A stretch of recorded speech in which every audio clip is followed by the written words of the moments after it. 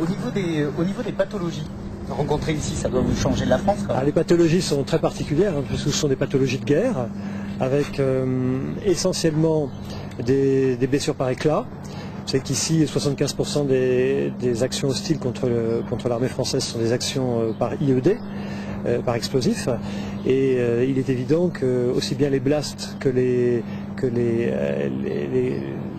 patients criblés sont le quotidien, avec une partie importante de blessés civils aussi, puisqu'on soigne les civils victimes d'attentats.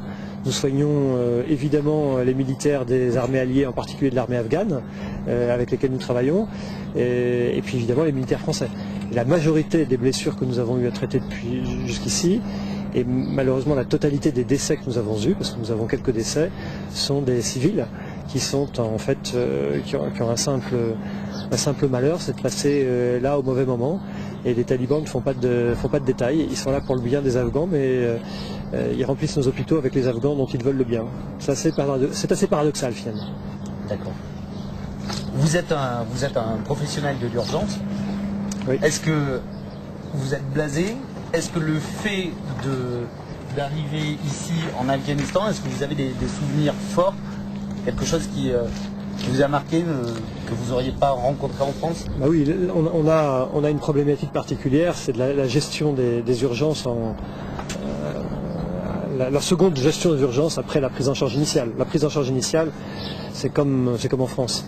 On fait aussi bien et avec toutes les forces que nous avons et tous les moyens que nous avons.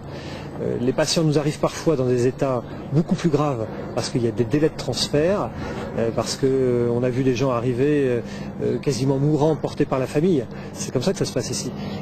Donc ça, c'est une première différence. Puis la seconde différence, c'est qu'il y a des enfants qui sont blessés par balles, qui sont blessés par explosion. Et ça, heureusement, on ne le voit pas en France.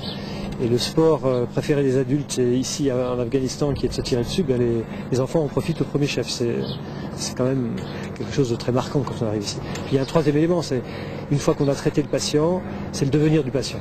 Et c'est vrai que là, on a quelques difficultés parce que les hôpitaux afghans ne sont pas de nature, n'ont pas les moyens.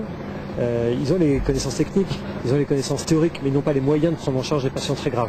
Et nous, une de nos difficultés, c'est qu'une fois qu'on a réanimé les gens, éventuellement qu'on les a opérés, eh bien on a à faire face à des gens qu'on n'arrive pas à transférer dans les structures hospitalières ad hoc. C'est une des difficultés. Et c'est la difficulté qu'on rencontre sur tous les théâtres extérieurs, dès lors qu'on est dans un pays qui n'a pas le niveau de soins occidental